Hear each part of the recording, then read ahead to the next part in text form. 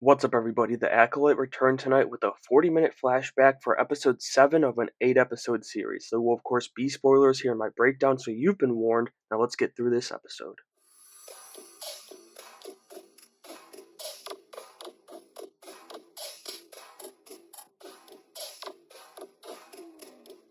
Alright, I'm going to try and keep my mouth shut and just stick to the episode, but apologies in advance if I go a little hard. This episode broke me. As I said, it's all flashbacks, so we start out back on Brendok, where the witches lived. We see the Jedi taking soil tests and all that super totally exciting stuff that we just needed to see here in this episode.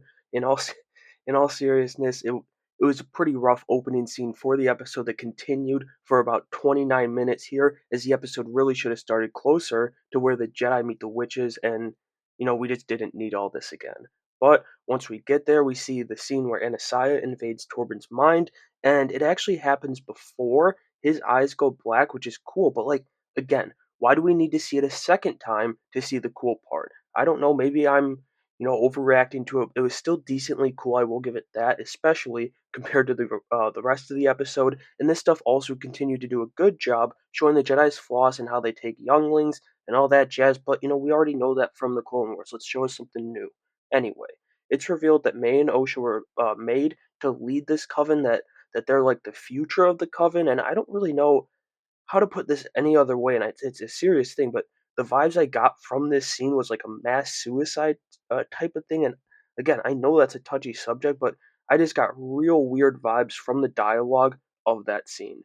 Moving on, though, we also found out that the Jedi Council actually denied our group of Jedi permission to bring the twins to Coruscant. But again, I'm left wondering here why we didn't see this new scene of Indara talking to the Council, but instead just hear about it and get the same four Jedi as always. But since Anasiah got in his mind, Torben is only thinking about going home, and he bolts off to the fortress to get the girls after he discovers they're exactly the same, like one consciousness in two bodies, which the Jedi say could only be created by virgins, and according to Torben, that's their ticket home.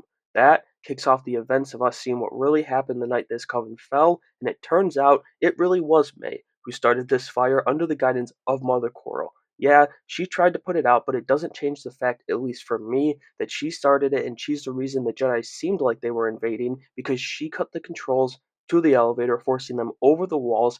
And really, it is more on Mother Coral because May's too young to take the blame here.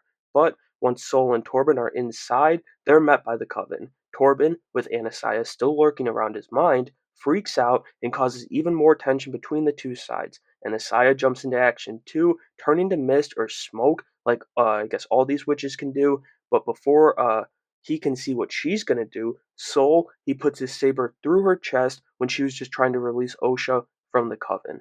That of course causes Coral to freak out, but it's clear she's not gonna beat either Jedi, so the witches run. This was really a dope fight scene though, as Torben he was a fucking badass, and it's a shame that he got about 5 minutes of screen time in the show when he's not meditating and sleep time.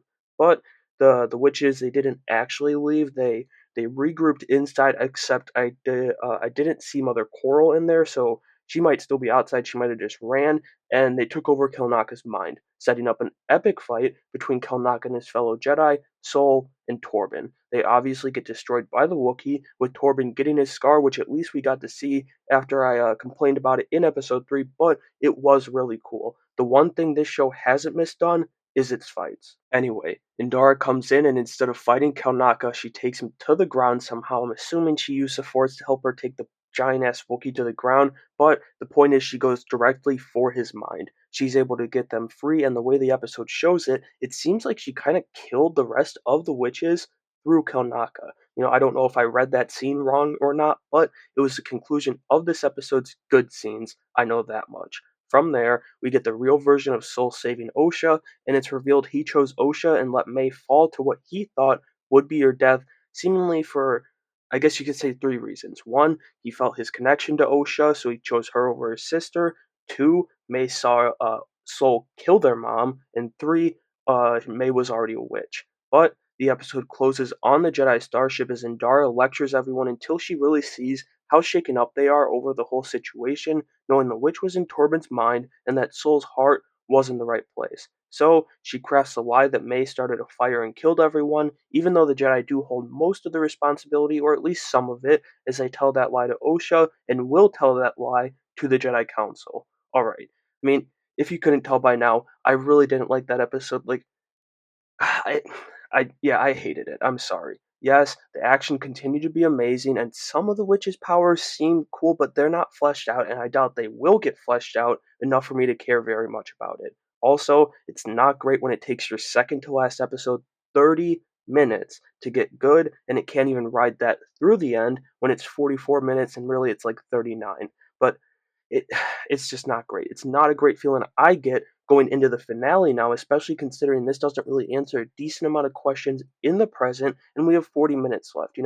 It's safe to say I don't have a lot of faith with this show sticking the landing. And so that'll do it for my breakdown of episode 7 from The Acolyte. I don't think I went too hard, hopefully I didn't, but it was probably my least favorite episode of the show, driving it below Kenobi on my Star Wars show rankings, and that was already at the bottom. Let me know what you thought about that episode, though, down in the comments below, and make sure you have a great day.